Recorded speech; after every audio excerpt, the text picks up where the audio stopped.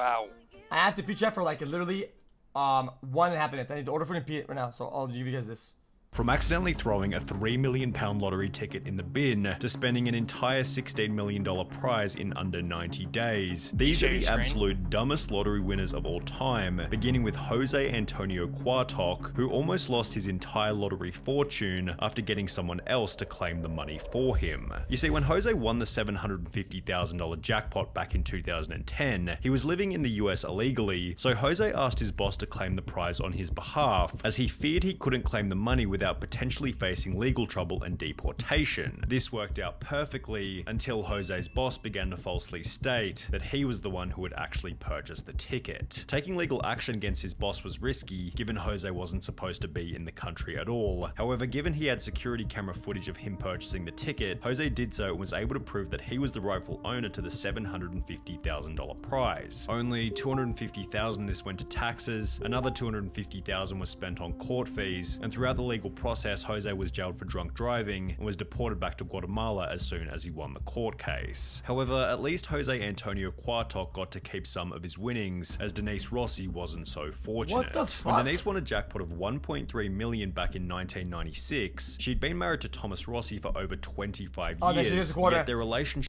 If you're married and you win the lottery, you get a quarter only. Half for taxes, half for fucking bullshit. was apparently lacking in transparency, as Denise didn't tell her husband about the win and instead filed for divorce only 11 days after buying the lucky ticket. I was afraid to tell Thomas because I knew he would try to take the money away from me. I went to the Lottery Commission office and told them I was married but contemplating divorce. They told me to file before I got my first check, which I did. Denise was initially successful in hiding the money from her now ex-husband, as for a whole 2 years after their divorce, Thomas had no idea that Denise had ever won the lottery. However, in May 1999, a letter was sent to Thomas's home address asking if Denise was interested in a lump sum buyout of her lottery winnings. This was the first Thomas knew about the lottery prize. He confirmed that Denise was a winner with the California lottery, and given they were still married at the time of the win, Thomas launched a lawsuit stating that he was entitled to half of the prize money. The judge specifically found that Denise's failure to disclose the lottery winnings constituted fraud, oppression, and malice, and as a result, the trial court awarded Thomas 100% of the lottery winnings, which left Denise with less than nothing, considering she also had to pay for her.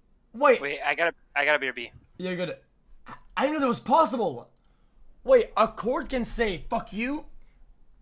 Wait, I didn't even know that the court could literally change the outcome of things like that. Her own legal fees. However, Denise's loss of $1.3 million was still nothing in comparison to Evelyn Adams. Dubbed the luckiest woman in America, Evelyn Adams became the first person in Here's a question, Mark, on paper, like you would think, like, oh, okay, I bought the ticket, I get 100%. Okay, this happens, I get this amount. I didn't know that the court could say, you know what, dude, fuck off, you get 0. And then he gets all of it. I didn't know that was possible. History to win the lottery twice, initially for $3.9 million in October 1985, before winning another $1.4 million only 4 months later. With the probability of this win being approximately 1 in 17.3 trillion, Evelyn seemed to realize that she had no lottery luck left by stating that she was going. Okay, this is Raymond's mom. Okay, I get it now. This is all making sense. Dream's mother playing and instead began to buy various businesses, including the convenience store where the lucky tickets had been purchased. Jesus. While you could argue that this was a smart move, Evelyn still hadn't fixed her gambling problem, and instead of buying more lottery tickets, she instead took the rest of her winnings to the Atlantic City casinos, where she lost her entire remaining fortune to the slot machines. Without any money left, her businesses failed one after the other, and by 2012 Evelyn was living in a trailer park, while stating to the media winning the lottery isn't always what it's cracked up to be. Kelly Rogers likely had a similar outlook, as after winning over £1.8 million at the age of only 16, her life was also ruined. Initially, Kelly stated, "I will not go wild and spend loads. I'm going to take some advice and see an accountant. Hopefully I will make us all comfortable. I want to help my family, but I won't change. I just want a normal home, nothing posh. I just want a normal car as well." However, as soon as she received the money, Kelly instead spent £11,500 on 2 boob jobs, £300,000 on clothes. Okay. Actually, how do you plan to spend 20k on clothes? Chat, I guess I've been spending like crazy on clothes lately, dude, and it's not even that much. I couldn't even find 20k on clothes. This makes no sense at all. Makeup and tattoos, as well as £85,000 on top of the range sports cars. Kelly spent a further £250,000 on holidays to $85,000 top of the range sports car. What the fuck? I don't think a mid Range Rover is fucking a top of the line sports car. What the fuck? Locations including Mexico and Euro Disney, £118,000 on gifts to former boyfriends, £190,000 in unreturned loans to friends and family members, and £50,500 on solicitors' fees, all of which being purchased while she was still in high school. Kelly did make a few smart purchases, such as an £180,000 bungalow and a £96,000 home for her mum. However, by the end of the year, Kelly was back to square one, being on welfare with only £2,000 left in her account. She's since stated it was too much money for someone so young. Even if you say your life won't change, it does, and often not for the better. Yeah, I just wish I was a bit older at the time of winning it, because I think at 16 you're still just a child, and overnight you've just got to grow up and become an adult. Which is probably why she's now an I kind of agree a little bit, not entirely, because I think you can teach financial literacy to your children pretty easily throughout their life. I feel like I knew a little bit how money worked when I was like,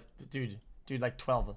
advocate for raising the UK's legal gambling age from 16 to 18. Kelly Rogers certainly spent her money poorly. However, at least she had the chance to spend it, as 25-year-old Amanda Clayton from Detroit was no longer alive by the end of her spending spree. When Amanda won the $1 million jackpot back in 2011, it seemed as though her life had been changed overnight. However, her win quickly became controversial after the media learned that she was still collecting food stamps and benefit payments despite having won the lottery. Detroit woman is now the second lotto winner in the state to keep taking food stamps after hitting it big. And Amanda Clayton, who won $1 million and took home a $700,000 lump sum, the 24-year-old says even though she now owns 2 homes, she figured she was still allowed to use a bridge card. After being confronted about the behavior, Amanda had the following to say. I have to be honest, because I'm a bit conflicted. I feel like you shouldn't get mad at that much compared to people who hoard all the money and who just stack like crazy and don't do shit at all.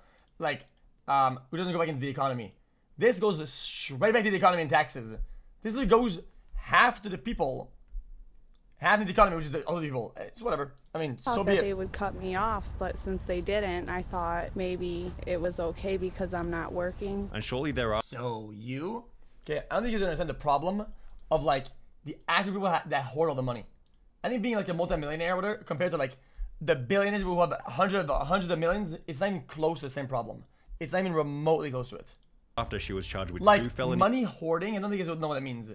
When you're hoarding money, these people are stacking like full country GDPs. Literally. Full country GDPs in one family. Like that's what we call hoarding in our current day and age. Any counts of welfare fraud and was ordered to pay back the $5,500 worth of food stamps she'd received. While Amanda quickly paid the $5,500 back, she never got the chance to spend the rest of the money, as only 6 months later she would unfortunately overdose. That's how you create generational wealth. Okay, some people have so much money, okay, they could have families all the way to the year 4000, okay, and it wouldn't do a dent in their fucking in their money. What are you talking about? There's people that saw them in chat. It's just chance to spend the rest. Dude, imagine roasting me about financial literacy and being financially illiterate. It doesn't make sense, dude. The money, it's so as dumb. only 6 months later she would unfortunately overdose in one of her 2 homes. He says she was tormented by the fame and the problems that came with winning the lottery. What's the point of having money if you're not going to have happiness? He says she didn't want the money anymore and bought things for her family and set up college funds for her children. He says she only had $67,000 of her winnings left. The end to Amanda Clayton's story was somewhat unexpected. However, a 2-second glance at Ryan McGee is more than enough to predict that this lottery win would eventually end in disaster. After winning £6.4 million back in 2008 at the age of 27, Ryan was placed on the Sunday Times Top 100 Rich list for young people. He purchased a luxury mansion in his home country of Ireland, which featured 5 bedrooms, an indoor swimming pool, a full champagne bar, and a 2-car garage where he kept his brand new Ferrari 4. Ew. Bro, this is depressing. Indoor swimming pool, a full champagne bar, and a 2-car garage where he kept his like brand back new Ferrari rooms. 458 Italia. However, as you might expect, this is where things began to go terribly. Only 3 years after buying the Ferrari, Ryan slipped off the road, crashing the car into a field, mainly because he was driving in the snow. Locals were amazed Ryan was driving the Ferrari in that weather, especially when he had a more suitable Range Rover he could use. The Ferrari was not understood to be running on winter tires, which, while costing around £4,400, hugely boost grip and handling in icy conditions. conditions. Ryan's property development business then dissolved, which was accompanied by a divorce from his wife and the sale of his luxury home. Then, 2 years later, Ryan McGee was pulled over driving an uninsured Ford Focus without a license. However, the most interesting part is that he had to claim legal aid, which is a service for those who are unable to afford a lawyer. Now, Ryan McGee was a complete idiot with his money. However, he still looks like Albert Einstein when compared to Martin Todd. Oh no. When Martin and his wife Kay won £3 million back in 2001, they didn't go in to claim the prize because, well, they had no idea that they were winners. They'd purchased a ticket in passing, completely forgotten about it, and would only come to realize that they were— Wait, chat, guys, legal, guys, this is not for me, okay, guys, I promise, guys, promise, not for me, okay? I'm asking for a friend of mine, okay? What happens if you win a lottery ticket, right? You win it? Oh, wow, I won. But then, put it in your pocket and you're like, oh man, fuck, man. I don't even know, I don't even remember we bought that. And you get divorced, and then you're like, oh, gee whiz, what is this shit? Oh my god, I think I won the lottery, dude. And then you cash it in. What happens then? Does the motherfucker get it or not? the winners after hearing about the unclaimed prize over 6 months later. The main problem was that at some point, the ticket had been misplaced or thrown out completely. Despite frantically searching, the pair couldn't find their ticket, but were sure they had won because the jackpot numbers matched the ones they used every week. Computer records in their local Londis proved Kay really had purchased the ticket, and the thrilled pair rushed to tell lottery organizer Camelot to claim their prize. But they fell victim to a little-known rule, stating lost tickets must be reported within 30 days. After 45 days of deliberation, Camelot told the devastated couple that they would not be collecting the jackpot, and as a result, the couple's marriage eventually came to an end. We'd only known each other for 2 years, and the lottery ordeal quickly highlighted our differences. All we did was bicker. Sadly, both of us agreed we should split, and Kay moved out. Martin seems to have convinced himself that losing the ticket ended up being a good thing, having stated, "For a long time I lost sight of who I was and what I believed in, but I can honestly say I'm glad I didn't get the 3 million now. There is no guarantee it would have brought me happiness, and if there's anyone else who would have agreed with this statement, it definitely would have been the most miserable lottery winner of all time, William Post." When William won a $16.2 million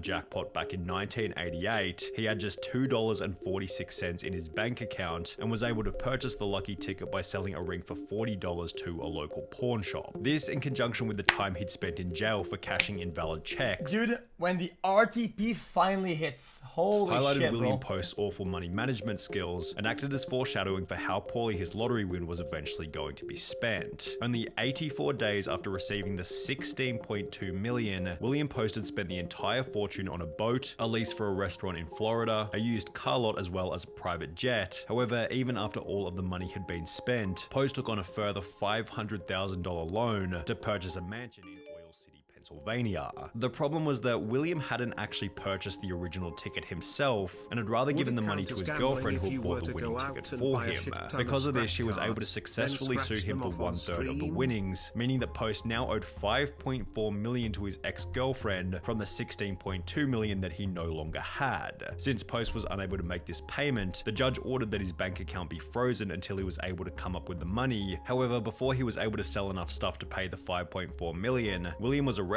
and ordered to serve a 6 to 24 month prison term for an assault charge from 6 years prior. Toward the end of his life, Post was on his 7th marriage with over $1 million in debt and was getting by on food stamps and a job paying $450 per month. However, William Post still doesn't have the craziest lottery win story of all time. That title goes to Andrew Jackson Whitaker, whose life would change forever after winning $315 million back in 2002. Unlike almost everyone else in this video, Whitaker was actually quite successful prior to winning the lottery, having built up a net worth of over $17 million with the assistance of his construction company. And while this would imply that he was in a position to manage a large lottery win, this isn't what would happen. There's no shot. Whitaker instantly donated 10% of the winnings to churches, Christian groups, and spent a further $14 million establishing the Jack Whitaker Foundation, which provided free food and clothing for low-income families in West Virginia. Obviously, you're doing God's work with all this money. Yes, I am.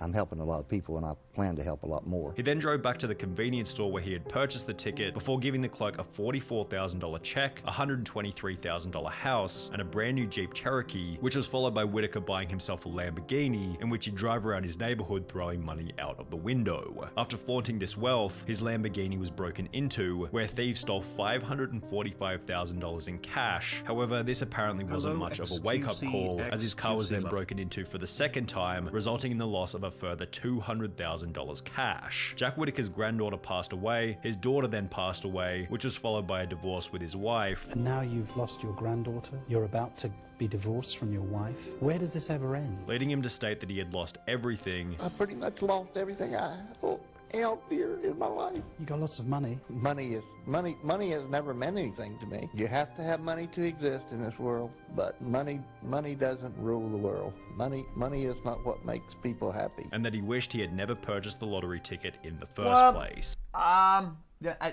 don't know. I don't know about what is this whole story. It just seems like a good example of like hit on a treadmill type of shit, where like he probably leveled out after like a while, and it probably sunk in really early. My wife had said she wished that she had torn the ticket up. Well, I wish that we had torn the ticket up too. I just don't like what I've become.